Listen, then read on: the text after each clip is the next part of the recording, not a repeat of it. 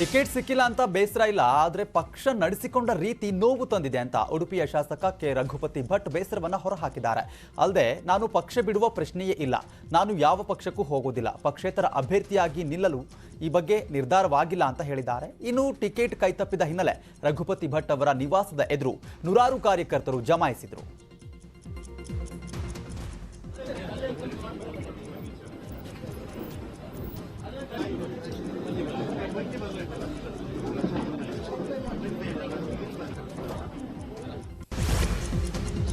ಹುಬ್ಬಳ್ಳಿ ಧಾರವಾಡ ಬಿಜೆಪಿಯಲ್ಲಿ ಭಿನ್ನಮತ ಭುಗಿಲೆದ್ದಿದೆ. ಕುಂದಗೋಳ ಟಿಕೆಟ್ ಘೋಷಣೆ ಆಗ್ತಿದ್ದಂತೆ ಬಿಜೆಪಿಗೆ ಗುಡ್ ಬೈ ಹೇಳಲು ಎಸ್ಐ ಚಿಕ್ಕನಗೌಡ ಸನ್ನದ್ಧರಾಗಿದ್ದಾರೆ. ಟಿಕೆಟ್ ಕೈತಪ್ಪಿದ್ದಕ್ಕೆ ಎಸ್ಐ ಚಿಕ್ಕನಗೌಡ ಸಮಾಧಾನ ವ್ಯಕ್ತಪಡಿಸಿದ್ದಾರೆ.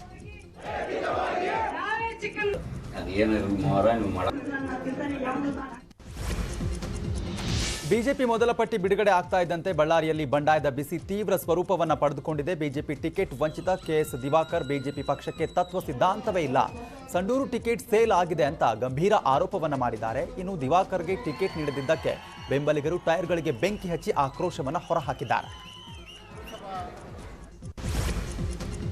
ಬಿಜೆಪಿ ಟಿಕೆಟ್ ಮಿಸ್ ಆಗಿದ್ದಕ್ಕೆ ಮಾಜಿ ಶಾಸಕ ಗುರು ಪಾಟೀಲ ಕಣ್ಣೀರು ಹಾಕಿದ್ದಾರೆ.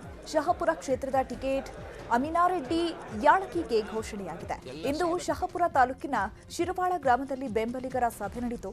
ಈ ವೇಳೆ ಬೆಂಬಲಿಗರು ಮತ್ತೆ ಚುನಾವಣೆಯಲ್ಲಿ ಸ್ಪರ್ಧೆ ಮಾಡಬೇಕೆಂದು ಒತ್ತಾಯಿಸಿದರು. ಇನ್ನು ಸಾಗರ ಬಿಜೆಪಿಗೆ ಭೀಮಬಲ ಸಿಕ್ಕಿದೆ. ಮಾಜಿ ಸಚಿವ ಕಾಗೋಡು ಪುತ್ರಿ ಬಿಜೆಪಿ ಕಮಲ ಪಾಳ್ಯಕ್ಕೆ ಸೇರ್ಪಡೆಯಾಗಿದ್ದಾರೆ. ಬೆಂಗಳೂರಲ್ಲಿ ರಾಜನಂದಿನಿ ಬಿಜೆಪಿಗೆ ಸೇರಿದ್ದಾರೆ.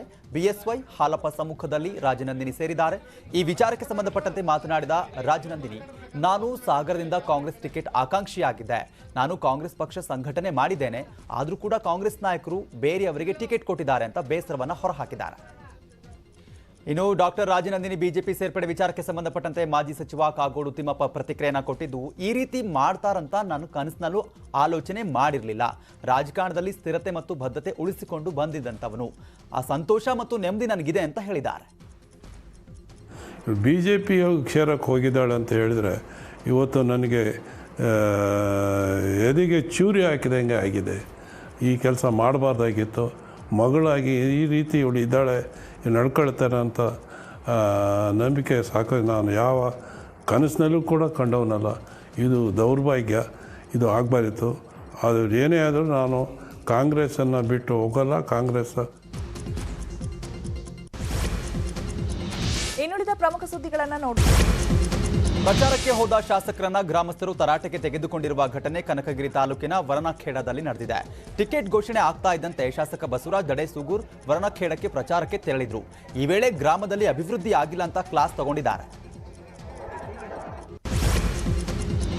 ಬಿಜೆಪಿಗೆ ಟಕ್ಕರ್ ಕೊಡಲು ಕಾಂಗ್ರೆಸ್ ಭಾರಿ ಪ್ಲಾನ್ ಮಾಡ್ತಾ ಇದೆ. ಶಿಗ್ಗಾಂವಿ ಕ್ಷೇತ್ರದಲ್ಲಿ ವಿನಯ್ ಕುಲಕರ್ಣಿ ಕಣಕ್ಕಿಳಿಸೋ ಬಗ್ಗೆ ಚರ್ಚೆ ನಡೀತಾ ಇದೆ. ಚಿಕ್ಕಮಗಳೂರು ಸಿಟಿ ರವಿ ವಿರುದ್ಧ ಪ್ರಬಲ ಲಿಂಗಾಯತ ಅಭ್ಯರ್ಥಿ ಕಣಕ್ಕಿಳಿಸೋ ಪ್ಲಾನ್ ಮಾಡಿದೆ. ಪದ್ಮನಾಭನಗರ ಅಶೋಕ್ ವಿರುದ್ಧ ಅಭ್ಯರ್ಥಿ ಬದಲಿಸೋ ಬಗ್ಗೆ ಚಿಂತನೆ ನಡೀತಾ ಇದೆ. ನಮ್ಮ ತಾಲೂಕಿನಲ್ಲಿ ಒಕ್ಕಲಿಗ ಮತದಾರರು ಡಾಮಿನೇಟ್ ಆಗಿದ್ದಾರೆ, ನನಗೆ ಯಾವುದೇ ಆತಂಕವಿಲ್ಲ ಅಂತ ಸಿಪಿ ಯೋಗೇಶ್ವರ್ ಮಾಹಿತಿಯನ್ನು ಕೊಟ್ಟಿದ್ದಾರೆ. ಈ ಮೂಲಕ ಎಚ್.ಡಿ. ಕುಮಾರಸ್ವಾಮಿಗೆ ಟಾಂಗ್ ನೀಡಿದ್ದು, ಕುಮಾರಸ್ವಾಮಿ ಅವರು ನಮ್ಮ ಬಗ್ಗೆ ಸೀರಿಯಸ್ ಆಗಿ ತಗೊಂಡಿಲ್ಲ, ನನಗೆ 100% ಗೆಲ್ಲುವ ವಿಶ್ವಾಸ ಇದೆ ಅಂತ ಹೇಳಿದ್ದಾರೆ.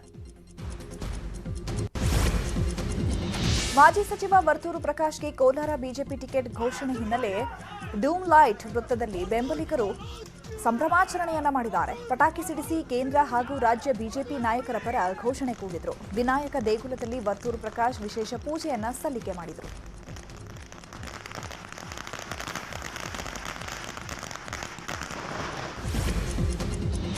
ಕಾಂಗ್ರೆಸ್ ಟಿಕೆಟ್ ಹಂಚಿಕೆ ಗೊಂದಲ ಇನ್ನೂ ಮುಂದುವರಿತಾನೆ ಇದೆ. ಇದರ ನಡುವೆ ಚಿಕ್ಕಮಗಳೂರಿನಲ್ಲಿ ಮೂಡಿಗೆರೆ ವಿಧಾನಸಭಾ ಕ್ಷೇತ್ರದಿಂದ ಮೋಟಮ್ಮ ಪುತ್ರಿ ನಯನಾ ಜವಾಹರ್ಗೆ ಯಾವುದೇ ಕಾರಣಕ್ಕೂ ಟಿಕೆಟ್ ಕೊಡಬಾರದು ಅಂತ ಆಗ್ರಹಿಸಿದ್ದಾರೆ. ಮೂಡಿಗೆರೆ ಕಾಂಗ್ರೆಸ್ ನಾಯಕರು ಬೆಂಗಳೂರಿನಲ್ಲಿ ಸಭೆ ನಡೆಸಿ ಕಾಂಗ್ರೆಸ್ ಹೈಕಮಾಂಡ್ ಮೋಟಮ್ಮ ಪುತ್ರಿಗೆ ಟಿಕೆಟ್ ಕೊಡಬಾರದು ಅಂತ ಆಗ್ರಹ ಮಾಡಿದ್ದಾರೆ.